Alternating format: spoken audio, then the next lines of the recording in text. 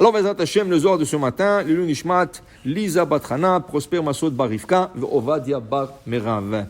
Echa Yashva Badad Rabbi Arkinas Patach. Rabbi Arkinas, un de Haverim de Zohar, il explique le verset de Echa Yashva Badad. Cette semaine, le Zohar va parler de la Megillat Echa, parce que le livre de Devarim, il tombe toujours dans la semaine de Tisha B'Av. Alors, il va parler comme ça. Il dit, regarde, Vaigaresh et Adam.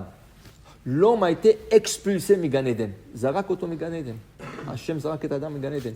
Pourquoi? Parce qu'il a fait une faute. Alors il a été jeté de Gan Eden. Alors il dit ici, Korsaya de Malka Nafalat. Le tronc céleste est tombé. Qu'est-ce que c'est le tronc céleste tombé? Sur le tronc céleste d'Akadosh Baruch Hu, c'est une métaphore, mais il y a comme une image qui s'appelle le tronc céleste. Ma'yesh al kisei hakavod. Qu'est-ce qu'il y a sur le tronc céleste? Il y a 4 figures. Il y a un homme, il y a un lion, il y a un taureau, il y a un aigle. L'homme, il représente tous les êtres humains. Le lion, c'est le roi des animaux, il représente tous les animaux. Le taureau représente tous les animaux domestiques. C'est le roi des animaux domestiques. Et l'aigle, c'est le roi des oiseaux. Ça, c'est 4 rois. Arba Melachim nimtseim al kisei hakavod. Adam, Aryeh, Shor, Venesher. Okay? Maintenant, quand Adam a été expulsé de Gan Eden, dit le Zohar, le tronc est tombé. Parce que le plus important des 4, c'est qui? C'est l'homme. Okay? Alors il dit le tronc, comme si le tronc céleste est tombé, parce qu'Adam a été expulsé de Gan Eden.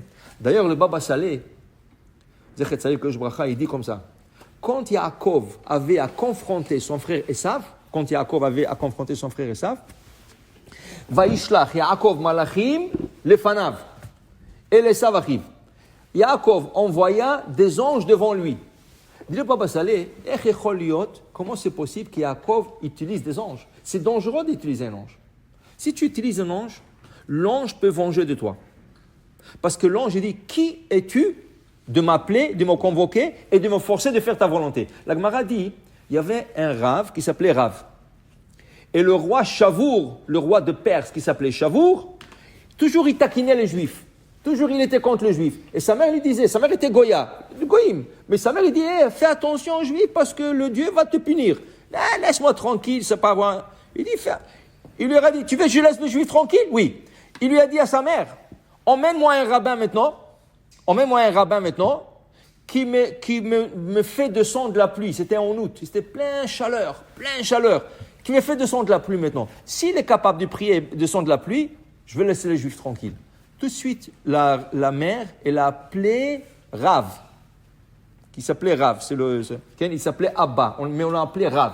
Il est enterré à Bimir Bernier. Oui, exact.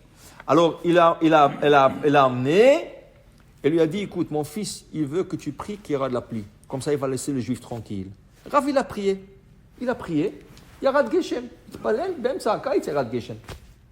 Le soir, il dort. Son père, qui est décédé longtemps, vient dans son rêve et il dit, sors de ton lit vite. Tu es en danger. Sors de ton lit. Il se réveille. Il dit, qu'est-ce que c'est ce rêve? Je ne sais pas. Mais il a dit, je ne prends pas de risque. Il est parti dormir dans une autre chambre. Le matin, il se lève. Son lit était plein de couteaux. S'il serait dans le lit, il serait poignardé. Qu'est-ce qui est arrivé? La nuit, les anges n'ont pas accepté qu'il les a forcés de faire de la pluie dans une période qui n'est pas une période de pluie. Ils sont venus pour le tuer, les anges. Mais Rav, c'était un génie. Il a utilisé des anges, ils sont venus pour venger. Tu n'utilises pas des anges. Alors, Baba Saleh, il pose une question. Comment tu envoies des anges? Ok, tu es Yaakov Avinu, mais les anges n'aiment pas. Dit le Baba Saleh, non. Ça, c'est si tu utilises les anges, Ba'olam Azeh. Descends-moi la pluie, va me chercher ça, va me faire ça. Si tu envoies un ange pour faire une mission dans Olam Abba, ça veut dire qu'il n'a pas à descendre sur terre. Il n'aime pas descendre. Il est là-bas, ça il accepte. Qu'est-ce qu'il fait Yaakov? Il ne sait pas. Est-ce qu'il va confronter ça? Est-ce qu'il va réussir ou pas? Vaishlach Yaakov Malachim lefanav devant lui, dit le Baba Saleh, altikra lefanav, elle a lepanav. La panim, à la face de l'homme, de la figure qui se trouve, le Kisei Hakavod. Et à qui est là-bas? Quelle image a cette face? Dit Yaakov Avinu. La Gemara dit, l'image de l'homme qui a sur le trône céleste, c'est Yaakov Avinu. Il a dit aux anges, allez-y là-bas et regardez si mon visage rayonne. Si mon visage rayonne, ça veut dire que je fais la volonté d'Hachem, je peux confronter Esav.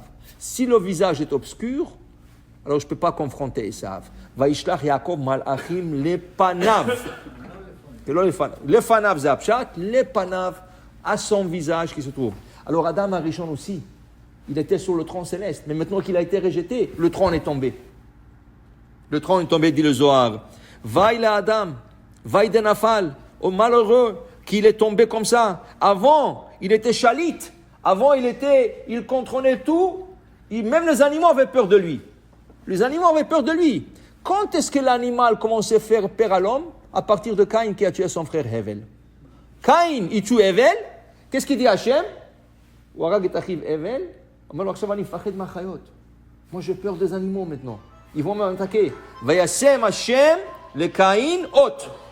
Il lui a fait un signe à Caïn pour que les animaux ne l'attaquent pas. Alors il dit ici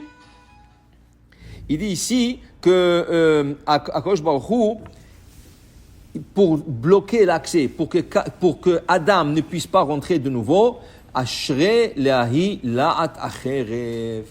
Il a mis 2 épées qui tournent.